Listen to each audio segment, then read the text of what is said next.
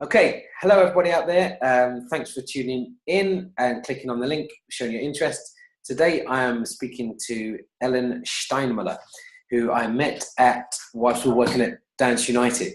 And I was just struck by her ability to be able to allow people that time to get to where they need to be. With the work that we did at Dance United, it was very much about each person gaining, reaching their highest potential and, experience their higher self.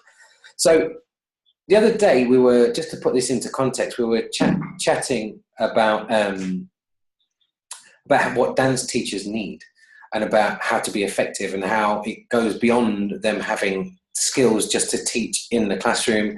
There's a lot to do with their state of mind, their health, and the stress. There's a lot of factors, particularly for school teachers, that are there at the moment with budgets being cut.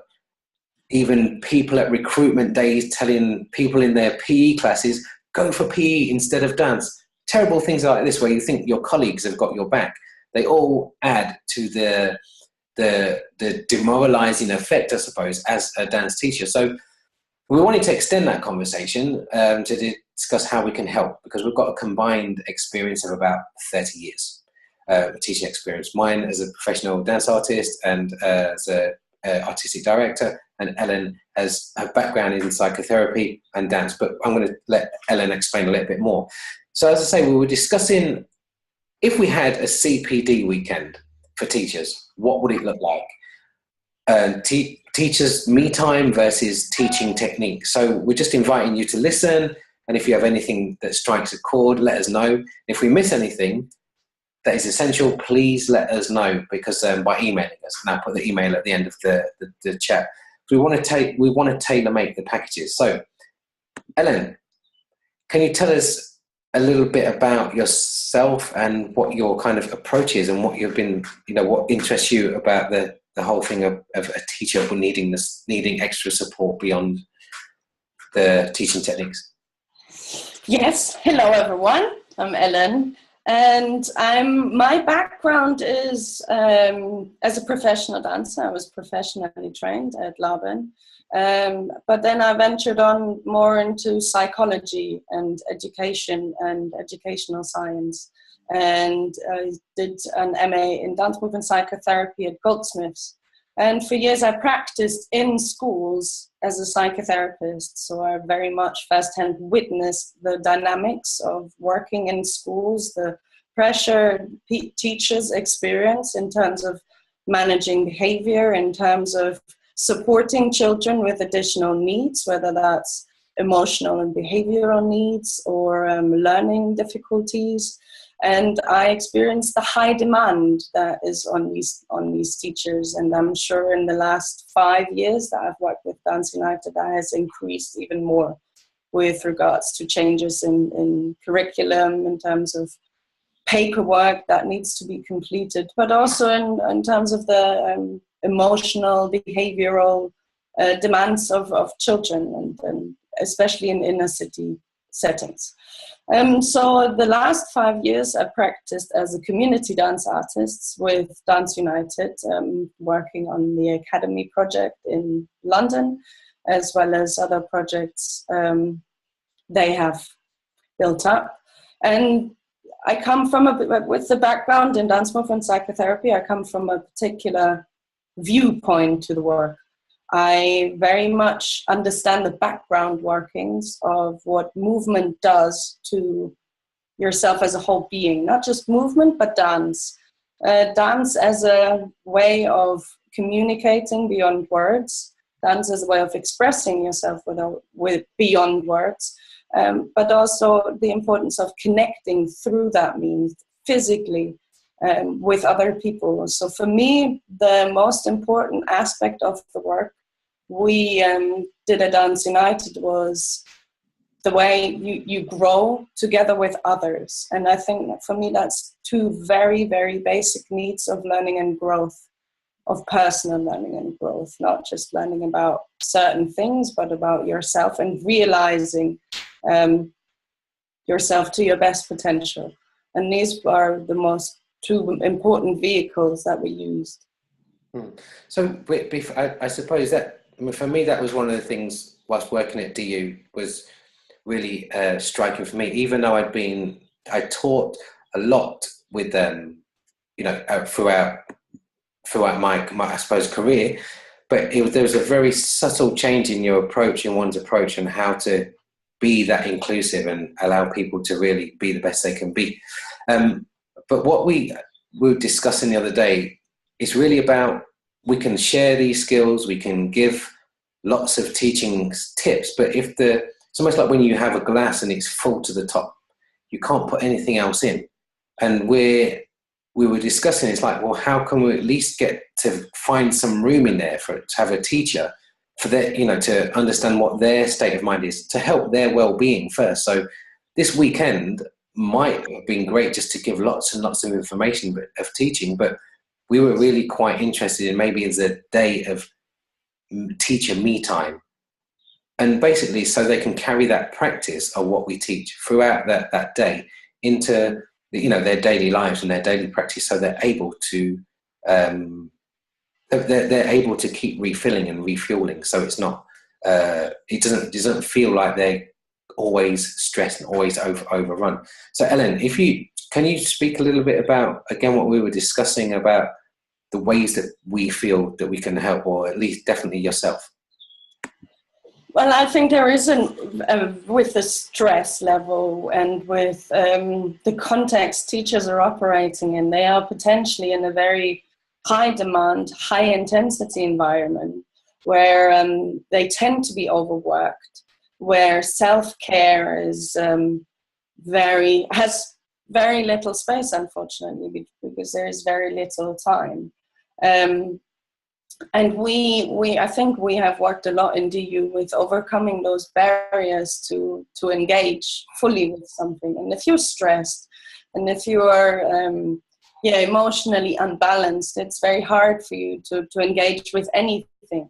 So I think what we would offer in a weekend would be looking at the effect that this ongoing perpetual stress has on yourself, and the impact it has on your teaching practice, on your motivation to teach, on the way you teach, of moving from a responsive way of working with children and young people to a reactive way, because you're so emotionally drained that you potentially snap, because your coping strategies have become very primal because you're under continuous stress.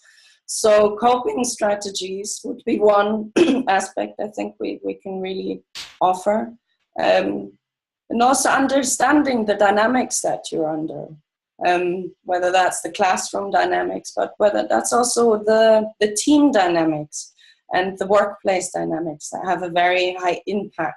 And I think as you understand more and more the influences that you're under, the more you can look at them differently, expose yourself to them differently in a conscious way, rather than feeling exposed to that, and developing strategies of self-care.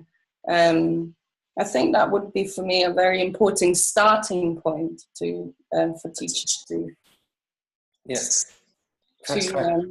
Yeah. Fantastic. I think I definitely with that self-care is really crucial. I support exactly what you're saying, and I think once we kind of cross that bridge and get over that bridge of people being able to take in more, I think we've at our own journeys, but also working together, we kind of developed a very I suppose, a way of working that's very intuitive. Yeah, intuitive to work with young people, but also for working with staff, with teachers. And again, if you could share a little bit, Ellen, about, for example, if there was a second day of this weekend, what it is that would be able to share as teachers, or to give them teaching skills. I mean, for me, I come from a background where I use a lot of games interactive games to still kind of get to that end point, whether it's through creativity, whether it's to break down barriers about physical contact. There's so many things that we can do through games because we drop down our barriers. There's ways that we can make people come together to really, you know, bond and create a team. So if you can speak a little bit, Ellen, about what you think you'd be able to bring to that as well.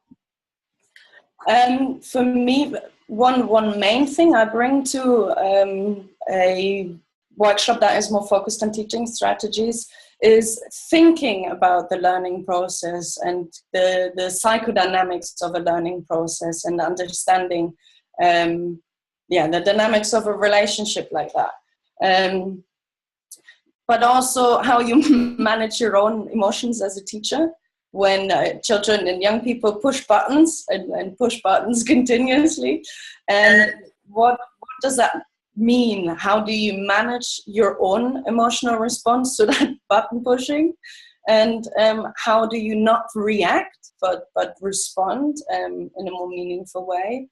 And how you create a very safe learning environment. I think I'm I bring a lot of expertise on group dynamics and how you create a productive and a safe learning environment. Because we learn best when we feel safe.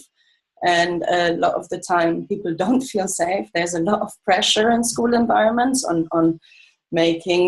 doing right or wrong, and so people feel under pressure, and when people feel under pressure they react in certain ways.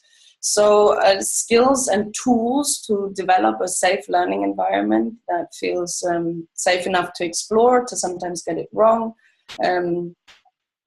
So I would bring skills around that area. Great. So what we're going to be doing, first of all, through this process that you've now kind of listened to the benefits that we can bring and how we can help you.